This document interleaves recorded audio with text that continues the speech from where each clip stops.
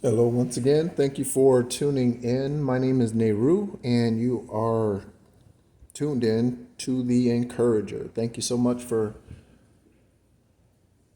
joining in, watching, and listening. So, I would like to share a couple of things, and this is this I don't know what you would call it. These suggestions, advice, guidance, whatever you would like to call it. I am not one to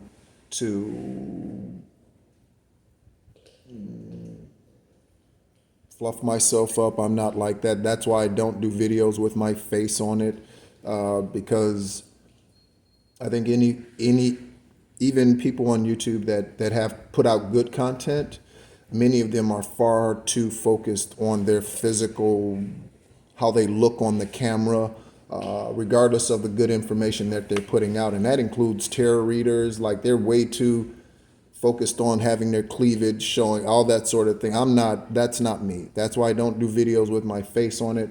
I'm a decent looking guy, but and fit, and all that. But I don't. That's not the purpose. I'm not trying to. I don't want that to be the focus. So that's why I don't put my face on the videos. I think there's one video that I uploaded like last year when I started the channel, that's still up, that I haven't deleted, that shows my face, I think. But other than that, most videos, if not all of them, probably won't. Again, that's just my own preference. Again, nothing against those who do, right? Nothing against those who do. There's nothing wrong with showing your face on YouTube. There's nothing wrong with videoing yourself. Nothing wrong with that whatsoever. But for me, and what my purpose is here on earth as an earth angel, ascended master, focused on my physicality and what I look like and all that, is really not relevant. So, the purpose of this video, I would like to share a couple of things, again, based on my experience and my ascension process through the awakening and dark night of the soul, and as I continue to grow and continue to learn, continue to mature. If you hear noise in the background, I have a Cane Corso, and so she walks around and whatever, growls, bark, whatever, right? So if you see her in the background walking around on the screen or whatever, her name is Sadie, and she's a sweetheart. She'll be 3 this year, so and she's the runt of the litter, and so got her when she was 11 weeks. And for those of you who are familiar or who have watched any of the other videos, a little bit about myself. Again, my name is Nehru, and I was birthed this lifetime on the 333rd day of the year. I am a healer. I've healed myself various times from as a young child. Seizures I had until I was 9 and healed myself. Then kidney transplant on 7/7 of 17, after 3 weeks of declaring a specific message that I was given to speak, and I shared that with nurses. I shared that with no one. Sometimes I'd just be in the car driving by myself. I'd be sitting in a restaurant, and I would just say it, because when truth comes to you and a healing word comes to you have to speak it boldly, and I believe that. I've always been kind of a loner, kind of someone who was very, very comfortable being by myself. I am if for those of you who are familiar with David Goggins, and no, I'm not a Navy SEAL. I served 8 years in the Army, but I wasn't a Navy SEAL, or I wasn't Delta Forces Special Forces. I did want to go through Special Forces training, but the woman I was married to at the time, and I respected her opinion, did not want me to go through that training for, I guess, for obvious reasons, right? So, so I am very much that way. I am very comfortable with just being by myself, which, as I know today, makes it very easy to release people. because when I come to the knowledge of someone not being for my good, then I have no problem cutting them off. And that is just the wounded warrior soldier mentality. I've always been that way. Even as a kid, I've always been that way. I would beat my best friend's ass, and it was up to them if they wanted to be my friend or not moving forward. I was just like that because in the moment we need to take care of business, and if you're being disrespectful or you're disrespecting someone that's important to me, then and so I've always been that way. So, but to the karmic situation and how to recognize being in a karmic situation and whether or not you truly are, or if your situation is turning karmic. And give me just 1 second while I let Sadie out. She is whining to go outside.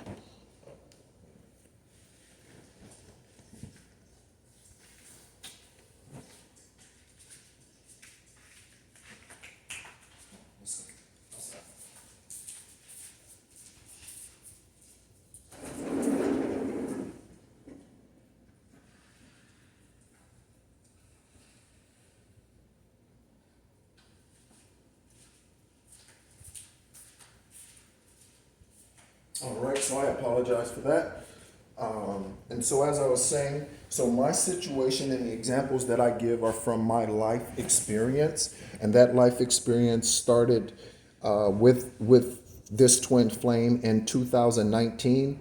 Originally, I was introduced to her in 2018, through a mutual friend of ours. Both of them are Scorpios, and as it turned out, the battle, the spiritual warfare, outside of, in addition to my father and his side of the family, she would also play a major role in getting me to this place of this awakening and going into solitude, which I'm still in. And although I've gone through the dark night of the soul and the awakening and that and continue to progress through this spiritual maturing. I am now going into, I believe, my 9th month of solitude. And again, that's very easy for me to do because I've always been that kind of lone ranger kind of person. I've always been okay being by myself. And so recognizing whether or not you are in a karmic situation. So I am very interested in psychic investigative work. And I, for as far back as I can remember, have been somewhat addicted to missing person cases, murder cases,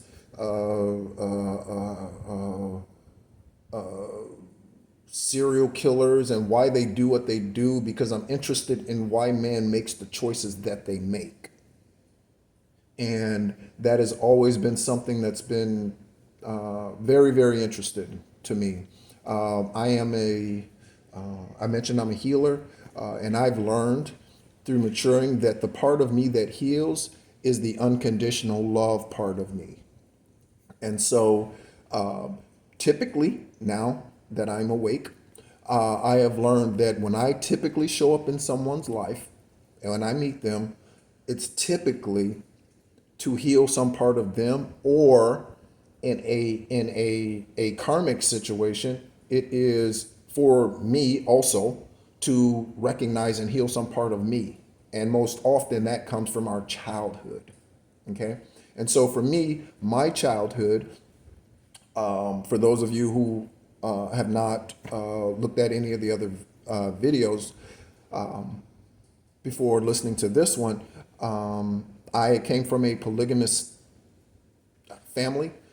My Kevin, the man that I called my father, is now serving a 44 to 66 year prison sentence in the state of Michigan for 30 plus years. Well, not for polygamy. He's serving it primarily for getting a 15-year-old pregnant, but then he also has financial illegal activity and things that he's done over the years, forging and documents and things like that. So to secure properties and steal from companies, these women who are associated with him or were, some still are, through that process or through those years, he ultimately was incarcerated, and the place that he was camped out in Ohio. I was trying to recall the city. I want to say Tempe, but that might not be correct. But the trial took place in Detroit, Michigan, and so because that's where the offenses were reported by one of my sisters, and so growing up in that situation, he knew from early on who I was. So I was born, I think I mentioned, on the 333rd day of the year. And he knew from the beginning that I don't know if he knew specifically that I was an earth angel, but he knew that I came here with a specific work and purpose. Okay. And I'm the eldest of 17. He has 17 through those polygamous relationships, and I am the eldest of those siblings, that offspring, right? Those children. So again, there's a 17 kidney transplant on 7/7/17. And so when I got married, again, his purpose was from the beginning, stop me from being productive in any way, financially, marriage, kids. He didn't want me to pass on whatever spiritual enlightenment or anointings or giftings. He did not want me to pass those on to the next generation. So he did not want me to have kids. And so he was unfortunately taught witchcraft by his father. And his father has since long passed. He passed in 96 and at the age of 80. And his father has since spiritually come to me and apologized for showing him those things, not realizing what Kevin was going to do with them. Okay? And so because of that, he went down this road of being an evil warlock. He's a Mason. Not all Masons are evil warlocks and delve in heavy witchcraft, certainly not against their families. But he is one, again, who chose to do that. And in our lifetime, how many ever years we have here, we have a choice to either bless the world, heal the world, make it a better place. I don't want to start singing the song for those of us who are familiar with the popular 80s song that is a collaboration of many artists. And while I'm here, I'm going to put in a shameless plug for Tina Turner. And her being born on 11/26, she's also a Sagittarius, and the impact that her life has had on us who are around today and have been around and know her story. And so bless her husband, as she's passed on 5/24, which happens to be my father's birthday. He turned 66 on that day. But anyway, so his whole goal throughout life, or at least one of the main goals outside of living his polygamous lifestyle, was to make sure that I did not come into the awareness of who I truly was and began taking my energy and my power back. Okay? And he did this a number of ways. Sometimes in some cases, it resulted in a physical action. So my first wife that I was married to while I was in the military, I was stationed in Germany, and he manipulated and used witchcraft and those women who are already associated with him to lure her in before she came over to Germany with me. Until this day, she never left him. She stayed with him from 1998 until today. She's still somewhere off the map, off the grid, somewhere following his orders from prison. Okay, and so are several other women. despite the amount of time he got, which is obviously a death sentence, for all intents and purposes. So that was the first step. And I had seen him do this in families, with families over the years. And so if you are in a situation where you feel financially obligated to someone, or you feel as though you do not have the means to get away from them, then I'm going to ask or suggest that if you do not already do meditation, if you do not already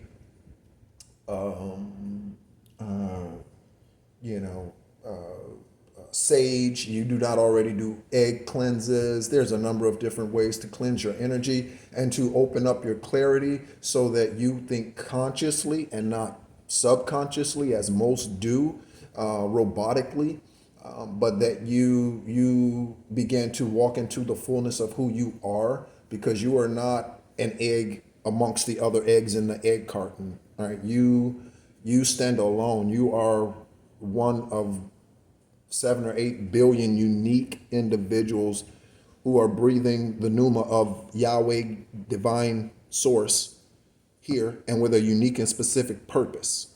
Okay, so you're not to be, again, one of the 12 dozen. That's not it. Okay, not in that egg carton. So so if you do not do that, then that's the first thing I would suggest, because in doing that, you will become enlightened and you will begin to see things in a way that were clouded before, or maybe even completely unseen before. Okay. And so this is what happened to me once I stepped away, because the woman that I met in 2019, she would ghost me, right? And so I moved in with her, and right away things were rocky from the beginning. If you have not listened to any of those videos or posts in regards to how I removed myself from that situation, and again began my awakening and ascension process, and maturing, then I suggested, that you do that, just because that's not the focus of the video. So I don't want to get too heavy into that. But once I knew that it was time for me to do something else because that wasn't working, then I got back into the soldier and warrior mentality. Because what had happened is that karmic situation, she was draining me of my energy, because that is what was giving her life. Okay? Because that is what narcissists do. They feed off others, they gaslight others. That's what they do. They bring down others to make themselves look good. You think about Jim Jones, you think about, I'm trying to think of someone else.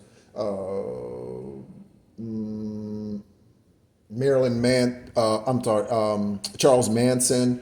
There are numerous others. All these cults around the world. The gentleman who started, or the people who started, Heaven's Gate, is another one. Again, it's another cult where a narcissist believes that they themselves are God.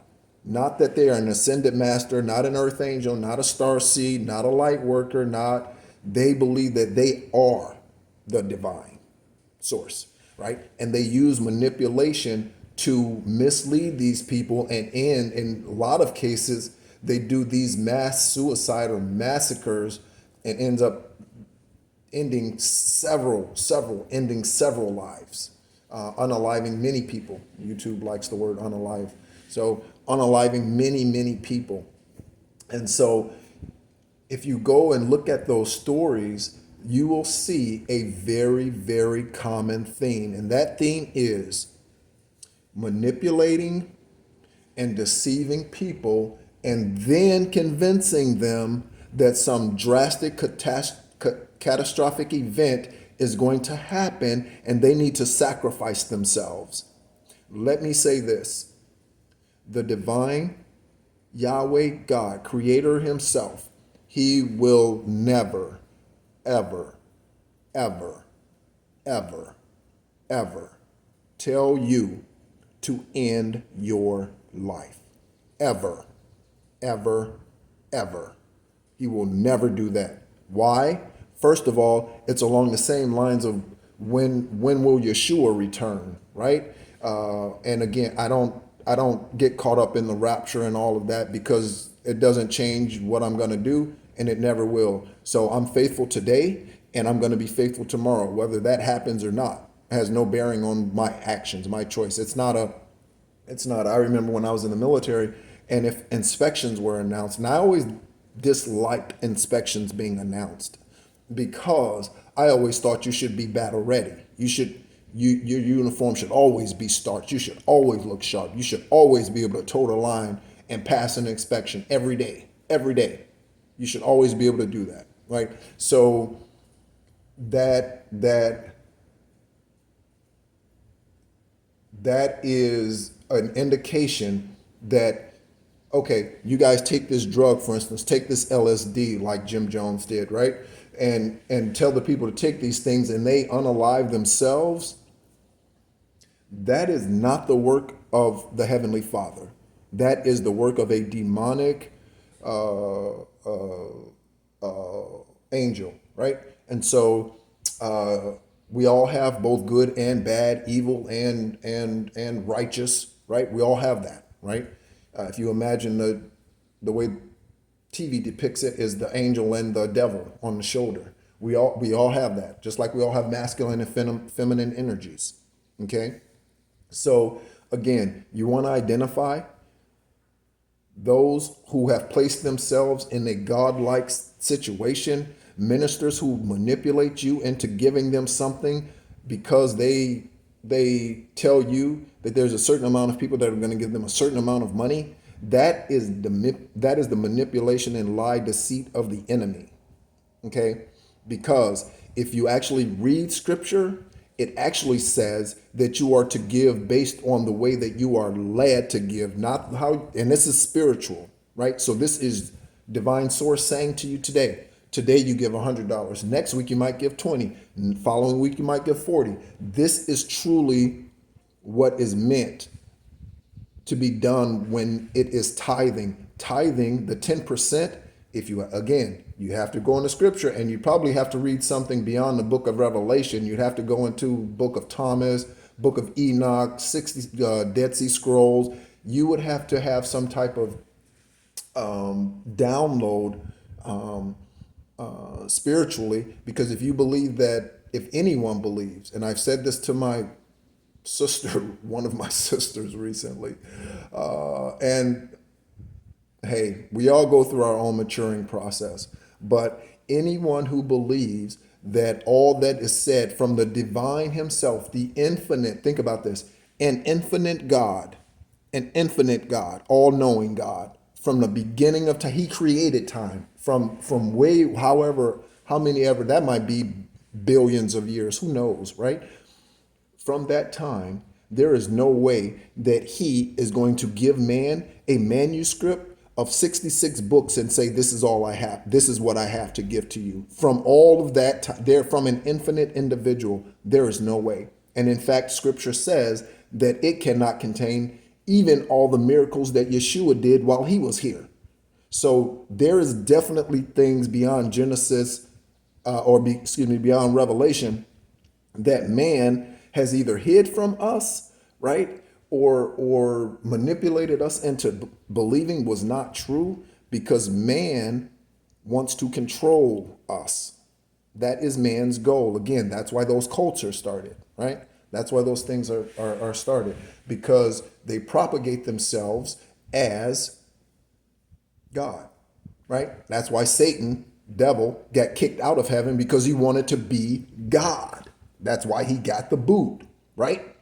So again, you have to be spiritually sensitive to recognize these things and not ignore the indicators. Years and years ago, the Father turned me on to paying attention to the indicators. So what ended up happening in my relationship is, because of all the similarities, I had a kidney transplant, she had kidney removed. I some 20 years ago was in a relationship, and I sold into another family, me and her, a child that was birthed. And so we have given into a family before. She's adopted a child. Mine was a son, was a male. Hers is a daughter. She is a paralegal and does tax returns. I was an accountant who also did tax returns. And all of this happened before we met each other, right? So again, the similarities are great in a twin flame situation, and they are really kind of astounding. Her birthday is 11/16/13. Mine's 11/29. That's 8 days. 8 is a mirror, right? 8 and 8 is 16. And that's 16 days between our births, right? In the exact same year. Okay. So those things look great and it looks wonderful on paper. But if the indications are not paid attention to, and so I became, because I was so convinced that there is no way you could have all of that in common and it not be the Father's purpose and plan, right? And it was. However, we have a will and we make choices. And so what ended up happening was because I was functioning where she was functioning, right? And so she was codependent on others, her ex-husband, for $1,100 of child support every month, right? She didn't want to leave $1,100. And she also, as I found out, her sole focus for being with men was, one, to hide the fact that she prefers actually women. Two, was for money. Okay. And so if someone wasn't able to provide that, then she would dismiss them. And so once I was no longer providing that, she dismissed me and she would ghost me. She would show up, ghost me, right? Ask me over, then she'd ghost me, right? And this started happening. And then I became aware of the pattern once my heart really started to kind of crack because of the emotional roller coaster and the gaslighting. So, gaslighting. Okay, so pay attention to your conversations with your significant other or your person, and pay attention to their response to you, right? And so I'm going to give you a couple of examples. So let's say, for instance, they say something about your hair, right? Why'd you do your hair like that? Or, what'd you do with your hair, right? That's kind of that's certainly not an optimistic. That's not a positive kind of, right. That's kind of like, what was it? What did you do, right? And then you ask them for their opinion, right? Oh, so what would you like it, or how do you like it, or whatever? And they give you some comment along the lines of, and this sounds really simplistic, but again, it's simplistic for a reason. They say something like, "I don't care," or "Do whatever you want." See, that type of contradictory thing. So they say they don't like what you're doing, but yet they tell you to do whatever you want. That person is bipolar, or something's going on there, right? Or again, they're trying to gaslight you because they're emotionally ghosting you. Okay, so pay attention to those things. One of my goals is to one day be able to speak to children, teenagers, to help them avoid these situations where they become unalive because of very bad, tragic situations that they are misled into. Okay? So the girl who's misled by her karmic evil boyfriend to unalive her family so that they can be together, like, come on. If that's not the devil himself showing up in the flesh wearing Prada, I don't know what is, right? I mean, there is no way a seed should ever need to unalive their family in order to be with someone. But that happens all the time, and it's more and more common, right? We see the stories on YouTube, we see the stories on TV, right? Those are the types of situations that with my life and with my throat chakra, my unconditional love that I hope to heal. Those are the types of situations where husbands, wives, one spouse tells the other, I'm leaving. That other spouse, they've already shown themselves to be or to have narcissistic tendencies. So they're physically abusive, verbally abusive, emotionally abusive, and the other spouse might voice this to family, close friends, right?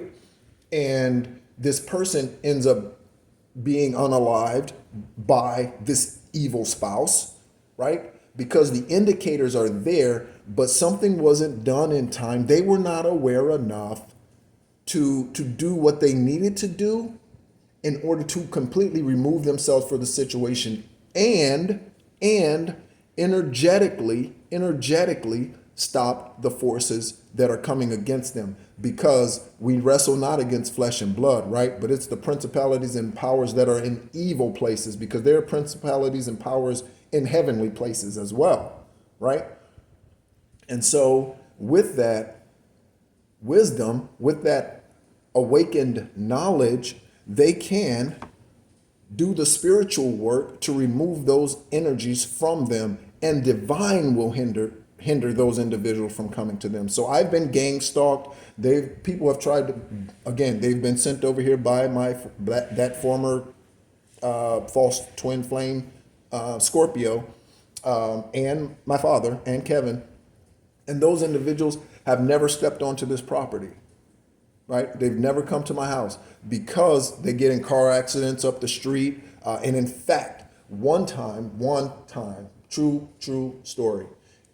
I was listening to a tarot reader, and they were saying that someone was going to be on their way over here or what have you, to me at some point, to my house.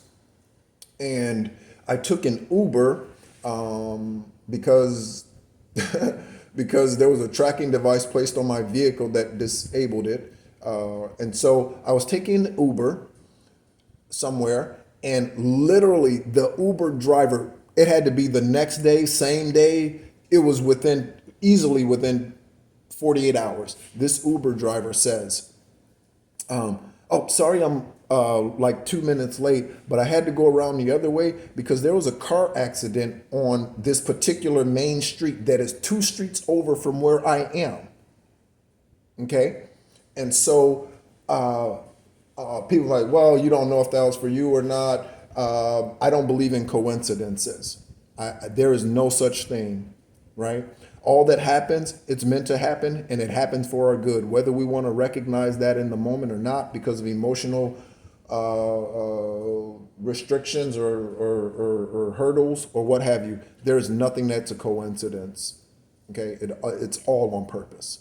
Okay, starting from the day when you were birthed, and that's also, I would encourage you to do your research and find out about yourself. Find out what the number one song was when you were birthed. The number one song when I was born is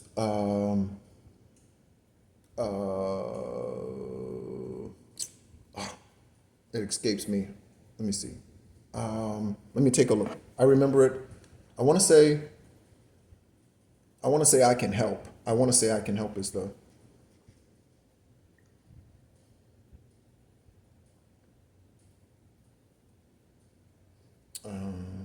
let's see.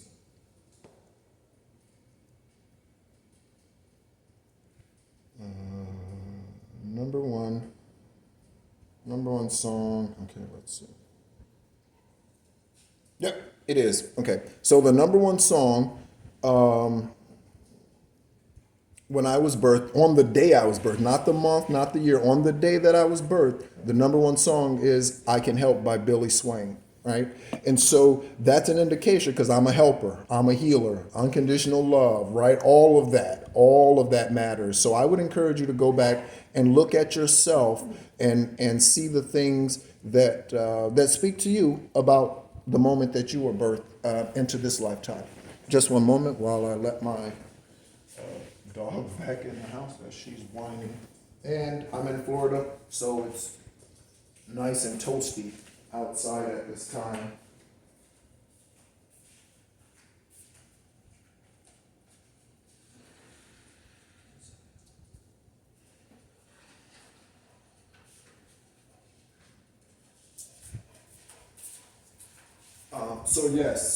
So pay attention to the indicators, and those indicators come from your internal source, the spirit within you, right? That pneuma, that God breath that's in you, right?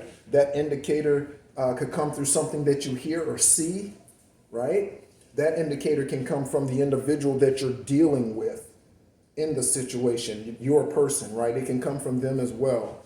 So again, pay attention to those things. Okay. Another thing is if they're ghosting you, right? They're in and out of your life. They're in and out of your life. And you might find yourself emotionally attached to this individual. And codependency is a huge indication because no one's meant to be codependent on anyone else because your purpose, the Father's plan for your life is not dependent. And this goes back to no coincidences, is not dependent upon anyone else but you, your choices, because it's always working out for your good. So it doesn't depend on anyone else except for you. He moves the pieces around and this and people, and he connects us with people, right? And often for a season, rarely for a lifetime. He connects us with people here and there, right? But when we become codependent, then we no longer rely on our intuition. We're relying on an individual, a flesh individual to help us fulfill whatever it is. So, an example, let's say if you're wanting to start a business and your significant other, your spouse, your husband, they're not for this, okay? And no, I'm not promoting divorce. If they're not for this, okay, what you should do, right, is go internal, right, and see how you need to go about fulfilling your purpose and your plan, even without that individual support. Because if it's in you to do, if it's a hope, it's a dream, it's a goal. I've always known that I was a healer. I've always known that I wanted to be one who was a motivational speaker. I've always been an uplifter. I've always been a promoter of people, of the people. And I'm only now functioning fully in that, right? And so as opportunities now come along and present themselves, speaking engagements and things of that nature, then I am in position to fully take advantage of those things and those opportunities because I'm not codependent on anything else. I'm not codependent on the accounting and tax practice I had for many years. I'm not codependent on another individual helping me get there. It is me, whether I am married or not, the soulmate that's coming to me, she is and will be an enlightened individual and on the same path, right? And again, if that individual is not, or they make choices, again, it can be his plan from the beginning, but we have a will and we make choices. And if someone chooses to walk away or go in a different direction at the fork in the road, then, and I'm not saying it's easy, we have to do the work, spiritual work, in order for us to, one, heal from that situation, get clarity, and then the strength to continue to go on the path that we are called to be on. Because otherwise, we will find ourselves in a situation that quite often leads to being unalive, whether that's a spiritual unalive or a natural unalive, okay? Or a physical unalive, okay? So those are a couple of ways to know whether or not you are dealing with someone who is karmic. And again, this could be anyone. This could be friends. This could be parents, siblings, co-workers, supervisors, anyone, spouses, children. It could be anyone. Now, I will say this about children. Obviously, as parents, we have and there are going to be some who are not going to agree with this, but that's okay. You don't have to, right? We have a temporary responsibility over our seed because there comes a time when they reach a point of maturity, and scripture points to this. There comes a time when they reach a point of maturity, and no, it's not when they're 12, you kick them out of the house and you tell them you're on your own, right? There's a spiritual maturity and there's a natural maturity, okay? And so once they are no longer under your authority, so for instance, they move out. I moved out of my mother and father never really lived together outside of his polygamy, whatever. She chased him for 30 years. But I moved out of my father's house when I was 20. I went into the military at the age of 20, right? Before that, I had 2 jobs after I graduated high school and all of that. College at that time seemed like a huge bore to me, and I didn't want to do that at that time. So I chose to go into the military, right? Which fit me extremely well, just because of who I am, just because of my personality and my mindset. It's a soldier mentality. Every day that I wake up, it's like that. I wake up every day, I work out, I exercise, I do, again, if you're familiar with David Goggins, and again, I wasn't a Navy SEAL, but that internal by myself, okay by myself, loner kind of person, that's who I am. And so if, I forgot my train of thought. So if you find yourself with kids, with kids, in those situations, when the child is no longer under your care, you are no longer responsible for that child's choices, right? And you are no longer you might think as the mother or father that you are the authority in their life. But the truth of the matter is, if they're not under your house, you're covering. So don't think about you live with me. Think about it as a covering. So if they're no longer under your covering, there's no supervision there. So they could be out doing whatever they want to, right? Without your knowledge. Okay. So at that point, you become more of an advisor. Okay. So yeah. So you are an advisor. You are not to try to hold on to them. That one will create some type of codependency issue either with you or from you to them, right? Because you won't release them to be an adult and mature, right? And so oftentimes this individual ends up staying at home into their 30s and 40s because, right, they don't need to care for you physically. You're well. There's no mental, physical, or anything other handicap with them, but they end up staying there because there's a codependency issue there. Okay? And their energy needs to be released, or they need to release your energy, right? So that they can go out there and be a productive individual, and hopefully be joined to their soulmate, twin flame. Hopefully it doesn't turn false or karmic, and go on to be fruitful and multiply, right? If that's what their desire is, right? Or to pursue whatever other dreams they have, right? Live wherever they want to live, go where, explore, be whoever they want to be, whatever's in them to do, okay? So with children, and again, many people aren't going to believe this, right? But I have a daughter, right? And she's in her 20s today, okay? So that daughter, and it's not the daughter that I had with the woman that my father took into his cult, right? Into his polygamous lifestyle. That's not the daughter. So she, being an adult today, I am an advisor to her. I do not tell her when she needs to be home. I don't tell her when she needs to eat. I don't check on her if she is eating unless she tells me she's not feeling well. I don't. So those things I no longer do because that is not my position in her life anymore. Okay? And so oftentimes parents have a difficult time of letting their children go, and parents are often the catalyst for the codependency that the children develops and carries into other relationships.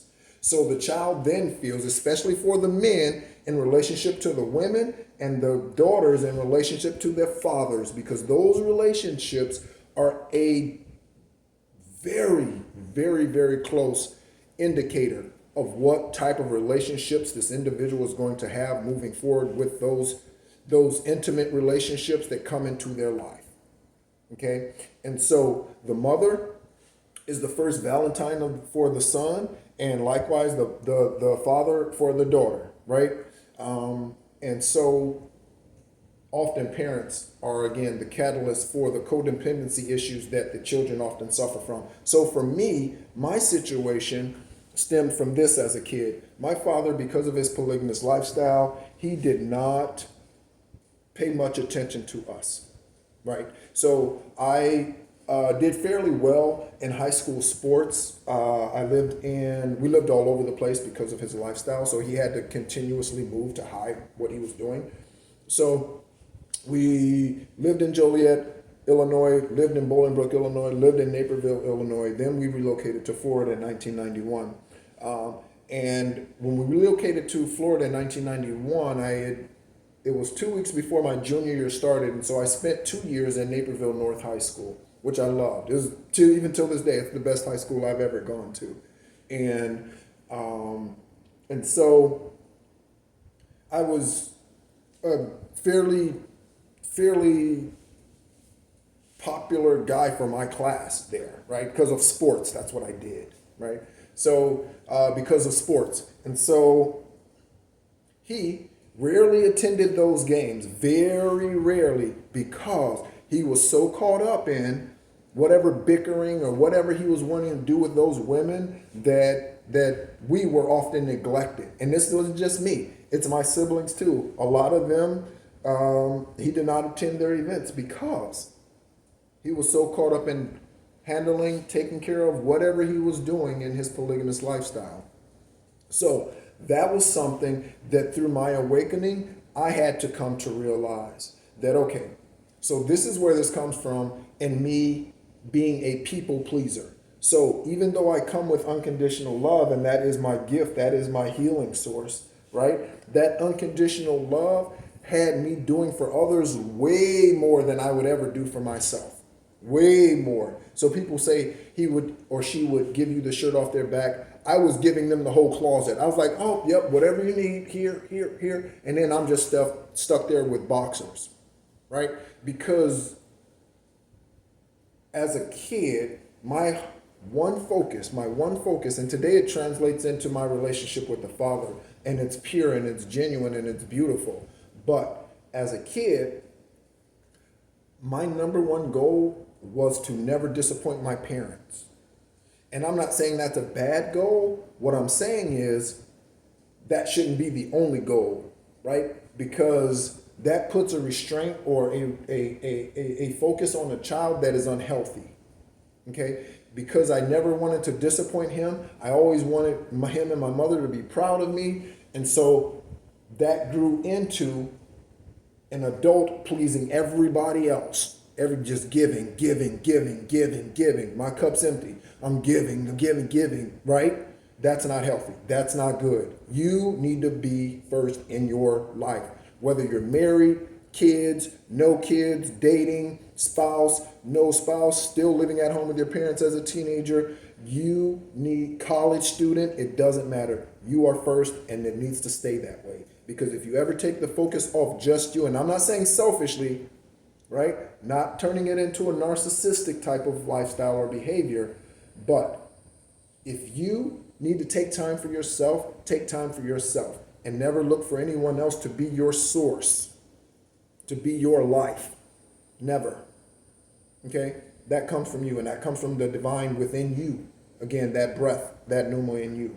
Okay? So, I'm going to end it here. It's going on, it's 48 minutes and something now. So I'm going to end it here. Again, thank you so much for listening. Hopefully you've gathered a couple of things from this. Again, this is part of my healing the nations and part of my healing work and why I'm here. Again, my name is Nehru. You've been tuned in to The Encourager. Thank you so much for listening, and catch you next time.